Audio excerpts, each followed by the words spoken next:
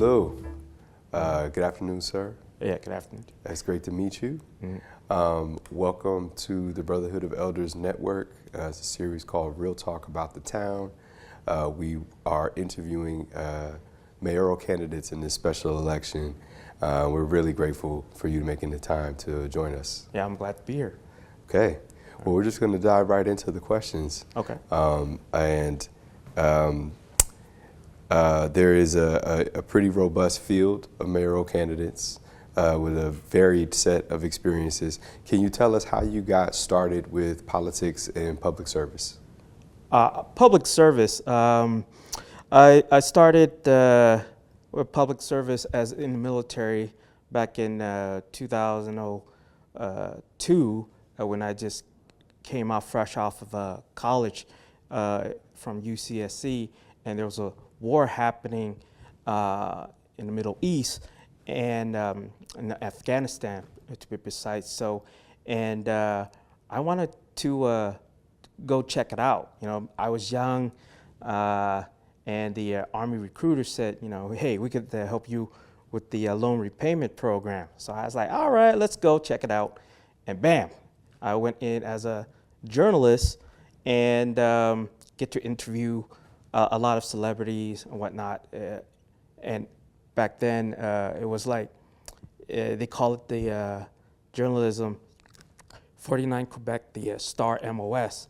So I was fortunate to be in that role, and that's what really started my public service.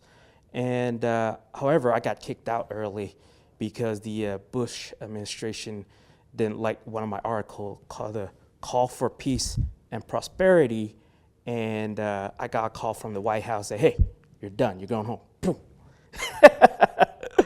So, and then fast forward to 2014, that's when first I ran for mayor of Oakland, because I have, at that time, I already became a multimillionaire owning real estate, you know, in multiple cities, multiple counties, multiple states. And I said, you know, why not? I go show people, I'll be mayor, I'll be teaching people how to be rich using my method, so they wouldn't have to, you know, go out and do crime, you know. So if you learn rich to be on the legal path, then you won't have to, you know, deprive the life and property of others. So that was my thinking at the time, and that's what I do now. I mean, I literally teach people how to be rich using my method. And also for concealed carry, you know, as a combat veteran, I got myself in situations in which, you know, you have to be armed. On one of my properties, you know, a group of squatters was there at night, and I went, I put them on, you know, I pulled my gun out, you know, squatters, and I called the Alameda County Sheriff because this was in San Lorenzo, one of my buildings. So I called, and the sheriff came and arrested me instead, right? So I thought that was some kind of injustice right there. That's why I'm promoting, you know, if I'm mayor, I'm gonna order the police chief to issue concealed carry to the public as one of the safety measures, because I know, you know, from experience, you know, having a gun on you at times is the safe route to go. Yeah. So can you tell us then? Maybe we'll circle back if we get some more time about the background. Can you tell us? You're running for mayor of Oakland. What do you love most about Oakland? I love most is that I get to meet a lot of people from different backgrounds, and I just love the places like Lake Merritt. You know, there's no other place that has such a, you know, beautiful lake that we could just, you know, go run around, and it's the opportunities there, and the people need to realize that this city has very huge potential, you know, and as mayor, I would envision there's going to be an economic growth. Comparable would be like Hong Kong or Chengdu, China, right? See, with the because in China, they have explosive growth on their cities, and they built huge skyscrapers out of villages, right? And that's the potential I see that could happen in Oakland. And if I'm mayor, I just called my relatives who actually build buildings in China, come over here, and we're going to draw up plans and how this is going to be a futuristic city. Because cities in China, if you see some of those photos, they got lights all over the place, and it makes New York City looks pale in comparison. And they have like infrastructures that last almost a lifetime. You would see constructions that they have done in 2000. It looks like it was just built yesterday, right? So like especially with the trains, speed trains, magnetic trains, stations that are like 10 times bigger than BART, right? And like with multiple lanes. Yeah, so the city has a lot of improvements to do, yeah. Well, I love Oakland as well, even though I'm not from here originally. I think we all do. And so we appreciate your passion, for improving the city. We talked a little bit earlier about public safety. Mm-hmm. And there's this narrative in Oakland that crime is on the rise. Mm-hmm. But if you look at the statistics, they actually show that violent crime and crime overall actually is down in Oakland. And so the other issue in front of a lot of public officials in Oakland in the coming years is the budget. And so sort of talking about both of those topics, public safety and the budget, what will be your budget priorities and your strategy as mayor in your governance as it relates to this information? Let me ask that one more time. What will be your budget priorities and strategy for governing as mayor in light of this information? Yes. First of all, the city needs to operate like a business. For me, I would gather people for seminars, like my seminar called CSP5, and these people will be learning how to be millionaires, and I gather them, and they'll pay like $200 just to hear me talk because I'm a celebrity here in Oakland. I was featured in Jimmy Kimmel shows and like other media. And so the way we're gonna work up to build the revenue is have these massive seminars and people participate, and they'll be entrepreneurs. So we have, let's say like few hundred people show up, right? Then we divide them based on a zip code, and 7 more people in a group, right?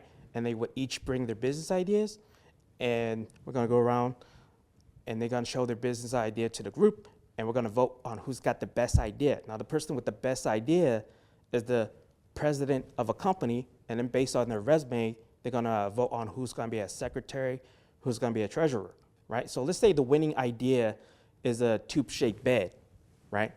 Let's say it's made of a 1/2 inch of metal, let's say aluminum, right?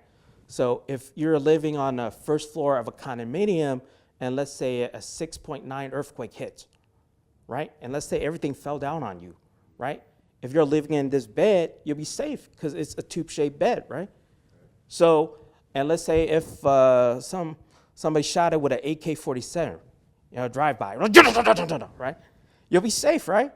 So let's say the material and labors to make this prototype would cost $3,000, but you could sell it for like $10,000, let's say to a police officer or a judge, right? So let's say that you display at a warehouse this prototype, and people came, oh, we love this idea, it would make them safe at night. Bam, you sell like 1,000 units, right? And you take their deposit, let's say 3,000, right, each of them. And after you deliver the product, right, then you're gonna be a millionaire, right? Other companies like Mantini Sleep World will come around and say, hey, we love your idea. Would you like to sell your company to us for, let's say, 50 million, right? Bam. At that point, you sell it to them, the people in the group, and then split the money, boom, you're millionaires. So that's how people make it in America with this capitalist system. And you gotta know how to do it. And With me, I would do it massive amounts of people so that anyone in the Bay Area would want to come. Like, let's say from Vallejo, they just drive over here, and we do these seminars, based on the zip codes, and this would generate a huge revenue stream for Oakland, as it creates, hundreds of businesses on a weekly basis, right? And some of those businesses will be successful, and if not, then they're gonna go back to the drawing board with a new person with a new idea. So they could just do this concept until they have a company that's successful, and bam, they'll be millionaires just like me. So. Okay, and you think those opportunities for business incubation are available for all Oaklanders? Yes, absolutely. Any person could practice my concept to be very wealthy in America. Yes. Okay. I want to bring us back to the budget again. Oakland is still amongst the most diverse cities in the country. How do you plan to continue to invest equitably in communities of color? Yeah, with my plan, CSV5, there's no color, right? So it's available for anyone, and everyone could practice this to be wealthy. I mean, this concept is so easy that a fifth grader will understand. My kids understand it, all right? And they're in middle school, and my child's in elementary. They understand this concept of capitalism, right? So no matter what your ethnicities are, it doesn't matter. If you have a good idea, you'll be successful in America under my system. Okay. Yep. I want to pivot towards, you mentioned the White House earlier, and some of the discourse you've had as a journalist with the military. Mm-hmm. And I think what we're seeing now is that local government might be more important than ever during this current presidential administration. How will you work towards ensuring that every Oakland citizen can engage City Hall and your office in a meaningful way? Yes, I would have I would have daily seminars of these people would know how to be rich, and they could ask me questions during these seminars. And so that way it'll make myself accessible to the public, and they'll know what my priorities are just by asking me. And I have a plan called the Community Empowered Safety Plan, which also the police officer with the organized neighborhood watch of 7 to 25 volunteers, and these people will be armed. So let's say if there's a fire in the hills, these officers just activate these local militia groups, and then they'll be the ones evacuating the people. So people don't have to, stuck on 911, like hundreds of calls, and nothing's getting done with the fire, just like what happened in Los Angeles. So in that way, when I have a message to go out, let's say if there's an emergency, bam, I could just activate these militias that the police has created, and they'll be taking commands on different things that happen. So let's say if there's a terrorist attack, right, in one of our neighborhoods, bam, I would activate all the militias around that region so they could be vigilant about, let's say, criminals traveling on vehicles on different intersections. And I would also have cameras on in these intersections, and their feeds will be available live to the public. So they would understand real time. They could just go on to their phones or computers to log on to check out what's going on. So that way the public would know what I would intend to do, and if they have any issues related to community safety, they could talk to the police officers, right? Because they're the one who organized, and the police officer would get back to the chain and to notify me what's concerns are happening. So that way we would have a communication out throughout the network. Chain of command, yes. Okay, so there's a bit of a, kind of a public-private organizing strategy with that. Yes. That's very interesting. And kind of going to another wing of government locally here, In what ways do you see working with Alameda County to provide services to city residents where there may be cuts that take away programs or capacity of the city to serve? Mm-hmm. Yes, the Alameda County government is inefficient at times. That's why I plan to generate revenues that doesn't necessarily require the input from the Alameda County. That's why the revenue streams from these seminars would pay for the cameras on the intersection. We're going to start with high crime areas, and then we're going to move towards medium crime areas. And until Oakland is safe, then we could just take those cameras off, because it'll be a safe city with people with armed citizenry, because concealed carry is necessary, because 9/11 calls doesn't work. So the Alameda County, they could play a part in it, but if they're against my, if they're against like concealed carry, whatnot, then we're just gonna not have them be involved, because I'll just have the police chief just issue these concealed carry permits. And Alameda County, they have situations that once they get involved, then let's say they put some sheriff in different parts of and if the sheriff have some issues with enforcement, they come colliding with the police, local police conflict, then in that situation, it's better not have the sheriff do crime prevention. Instead, we'll leave it to the Oakland militias that we create to enforce, so we don't have to need the input of the Alameda County. Have you researched the legal authority to create these militias that you're talking about?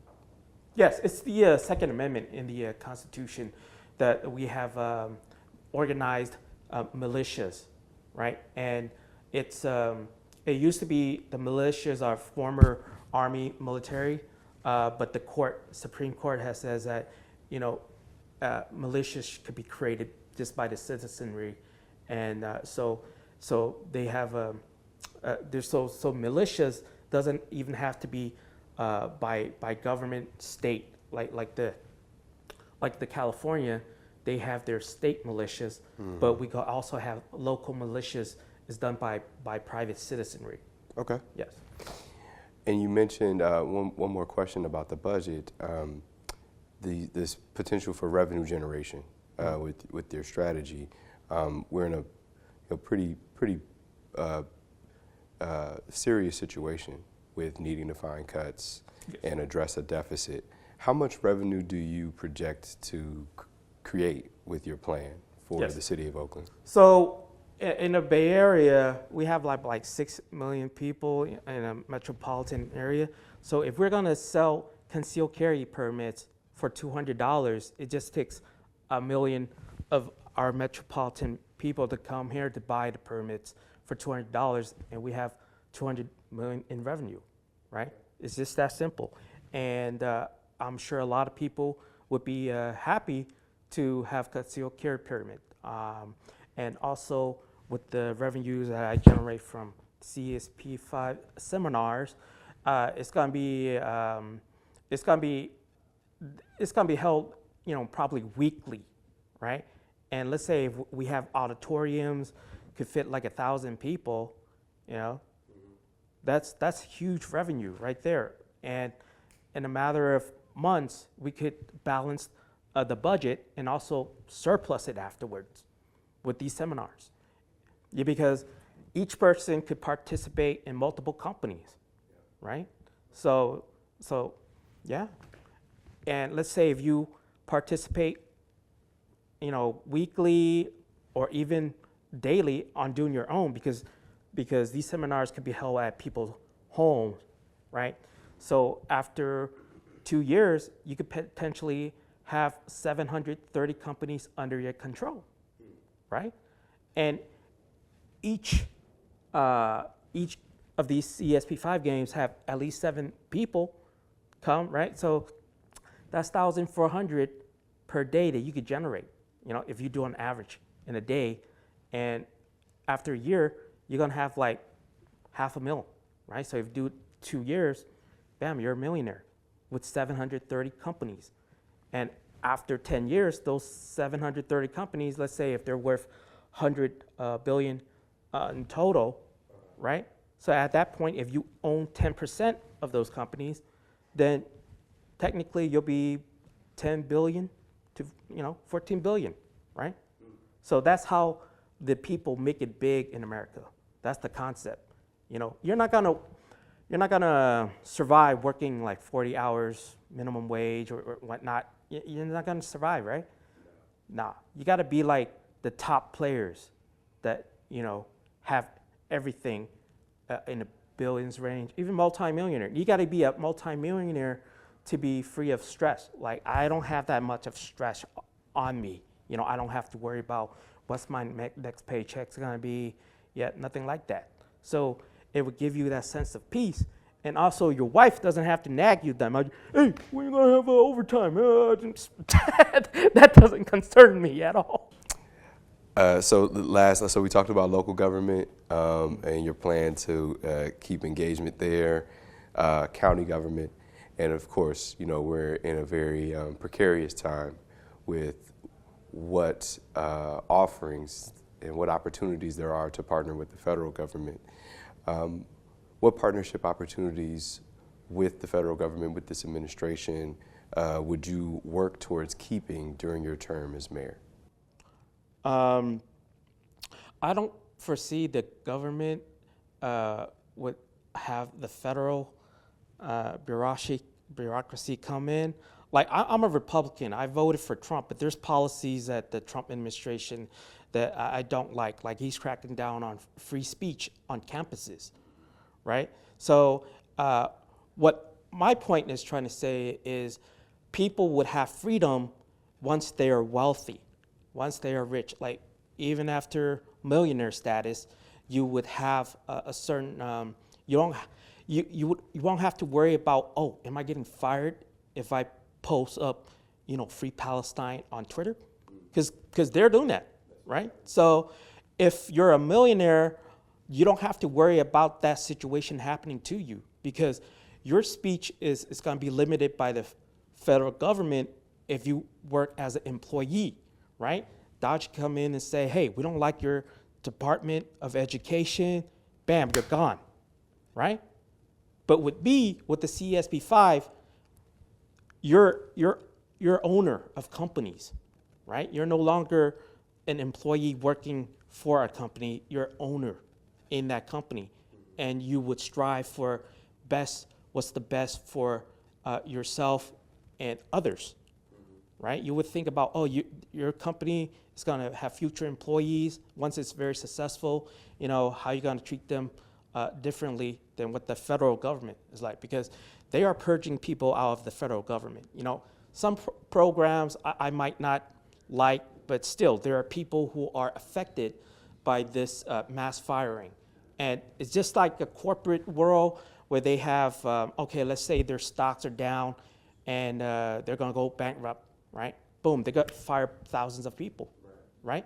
With me under the CSP 5 system, it's different, because you're not employees, you're working for yourselves, and you're working towards a future with your products that you have faith in because you work to make it happen, right? So whoever's got the best ideas, they're gonna be the new leaders in the community.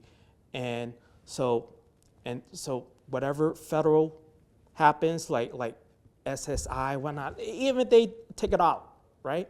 You'll still have the knowledge to be millionaires and billionaires, so that those changes wouldn't affect you. Let's say if they take away Social Security tomorrow, right? If you became a millionaire under my method, you wouldn't have to worry about that. Yeah. One more rung of government, or rung of public service in the city that we haven't talked about yet is the Oakland Public Schools.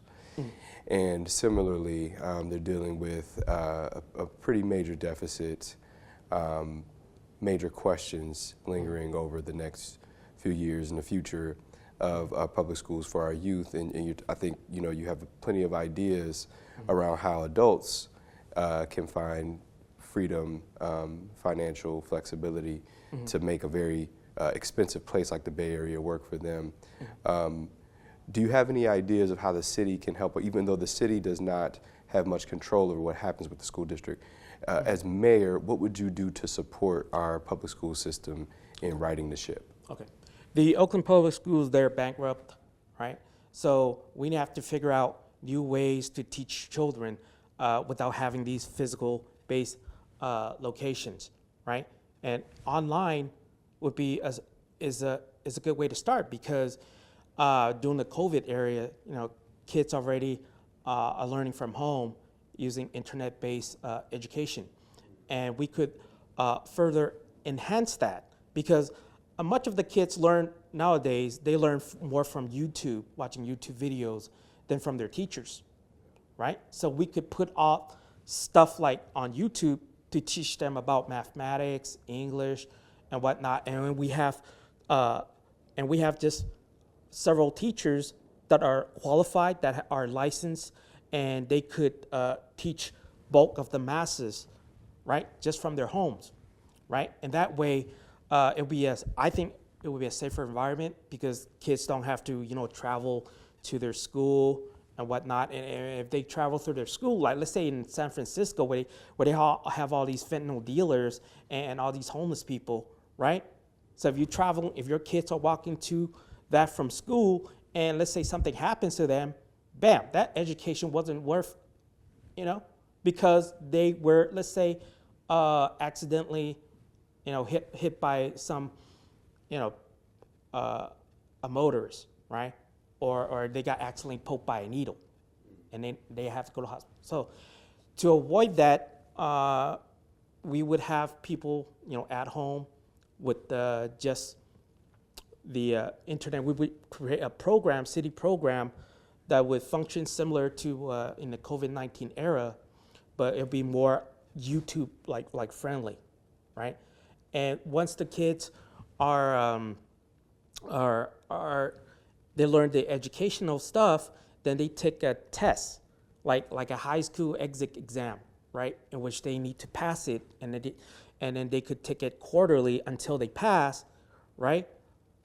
And if they don't, then we could send these kids to a physical location, right, to be taught the subjects that they missed, or hands-on approach. Then those kids, after their physical school training, and once they pass it, then they would just be fine as the other kids.